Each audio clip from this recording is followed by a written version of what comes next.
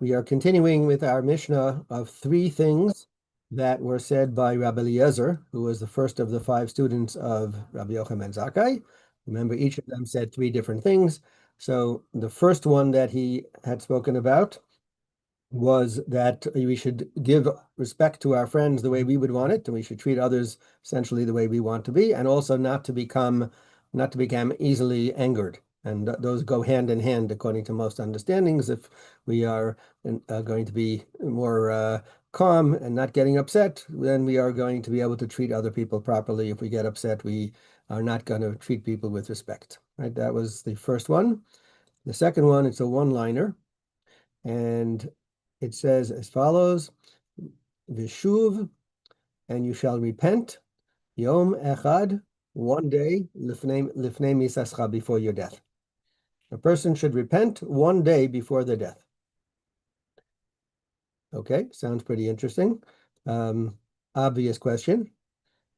Nobody knows what the day before is, right?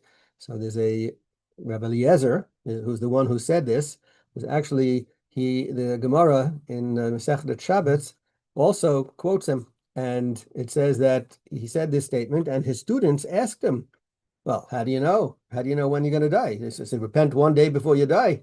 Well, how does anyone know what day it's going to be? So he says that's exactly the point. You need to repent every day because you don't know what's going to be. You don't know that what's going to happen in the future. So therefore, don't take any chances and repent every day. So just in case, it's basically conduct yourself appropriately and don't wait till the last minute. And actually, the Gemara there gives a parable of a king who invited different people to a feast, and he didn't tell them when it was going to be. He said, we're going to have a feast, and I'll let you know when the time is. So he says the smart ones, they all got dressed, and they put on their fine clothes, and they waited close to the palace because they knew that it could happen any time. After all, the king is the king. He's got his pantry is loaded. If he doesn't take him that long to put the party together, the party could be any minute. And even if it's a huge party, he's got the supplies. So they were just waiting for the call. The guys who were not so smart or whatever, they said, the king, it's going to take him some time having put a big party together. We've got time. And they didn't do anything. They didn't get dressed. They figured that they'll have time later to do it.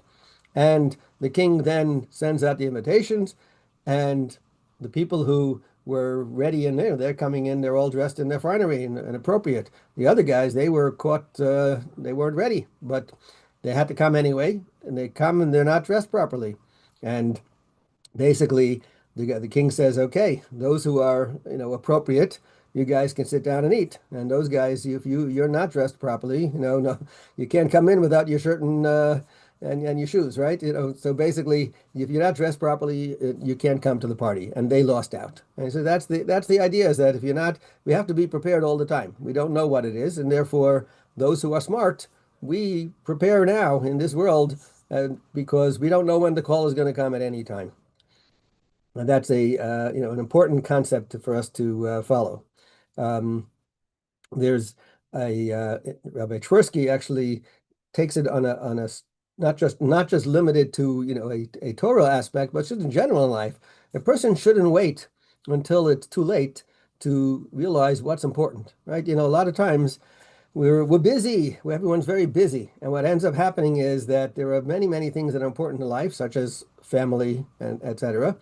And we don't necessarily take the time that we would like to spend with them and to do certain things because we're so busy, we're working, whatever it might be, right? That's taking up that we think is so important that we need to take care of.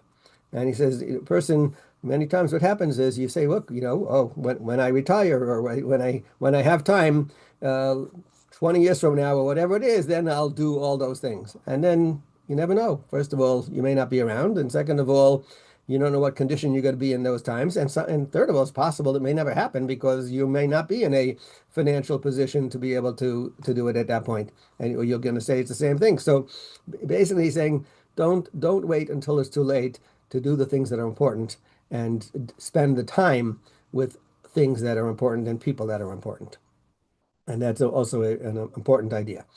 Um, the Tiferes Yisrael, he looks at this idea not just in terms of repenting, but in general about fulfilling mitzvot. And he says that the nature of a human being is we like to do things that give us pleasure, and happens to be sins usually give us pleasure. That's generally the way it works. So we're more inclined to do the things that are sinful because that's what makes us feel good. However, when it comes to, we've learned this idea before, that it comes to the rewards, etc., right? You don't see it right away. The reward for a sin, the punishment for a sin, the reward for a mitzvah, it's not going to necessarily come immediately. It's going to be down the road. It's going to be in the afterlife in most cases, right? So you don't really feel it.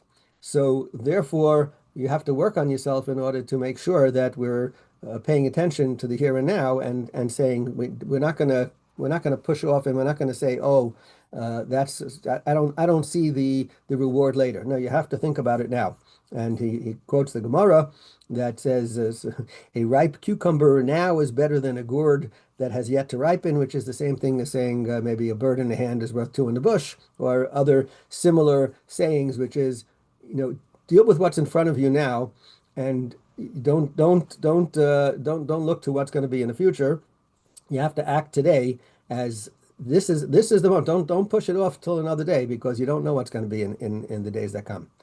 Um, Another idea that's brought in terms of this concept, Irving Bunim, he quotes a famous expression we have, which is, people say, "Eat, drink, and be merry, for tomorrow we die." Right?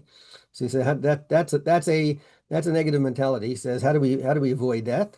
And he quotes, I'm not sure what the source that he quoted was, but basically, I think it's a Gemara actually. It's a Gemara that's in Brachos that says, Torah, Shema, and thinking about the day of death is how you work on yourself to be able to fight the evil inclination. The Gemara in Brachos says that a person should always be working on your Yetzer Tov, your good inclination, to overcome your Yetzer Hara, your evil inclination. And the idea behind that is that don't wait until your Yetzer Hara is working hard, and now it's like, oh, I'm so tempted to do this, now I got to fight against it, because once you're in that position, the battle is half lost already. Preempt them. Get ahead of the game, and have your Yetzer Tov, your good inclination, working hard before you get these temptations. And so he says, and the Gemara there says that let's say a person has a challenge, whatever it is, to do something he shouldn't be doing. So then what a person should work on himself, obviously, to try to do. And if you can't overcome it, he says, study Torah. Studying Torah will be a positive reinforcement and a positive influence. And if that doesn't work, and you still want to do that thing wrong, he says, say Shema. Shema will also, because in the Shema we talk about the reward and punishment. One of the things we talk about. So it's a reminder, hey, what's gonna be. And so if that doesn't work, then think about the day of death, because that'll be like, what's gonna happen then? And then that will hopefully catch you and say, I better not do that, because I'm going to pay for it later. And they ask the following question: why don't you just skip to the last step? If the day of death is the big preventer, so why don't we just start with that and say, think about the day of death? And it says the answer is given because a person has to, if you just go straight to the end, you're not necessarily going to really appreciate the depth of the meaning of that. In order to appreciate the meaning of what it means, the day of death, you have to go through the first steps. You have to study Torah, and you have to appreciate what the Shema is talking about. And when you understand that, then the day of death will have meaning. But until then, it doesn't really have the same impact.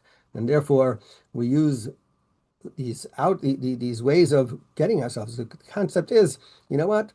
We are not so strong necessarily to fight our inclinations. We need to have some extra outside influences to help us. So use your Yetzer Tov, use your positive inclination, study some Torah, read the Shema, and think about what's going to be, and use those different methods in order to be able to say, you know what, that is not something I should be doing, and I should change my behavior. And that's the idea of one day before your death. Also, the other day is it's not just the day of, it's the day before, because The concept being is today, oh, things are going pretty well today. I'm feeling pretty good. So I wouldn't even think that today's going to be the day. Tomorrow, who knows what's going to happen between today and tomorrow. So that's why we uses the concept of the day before. And we'll hold it there. Have a great day, everyone.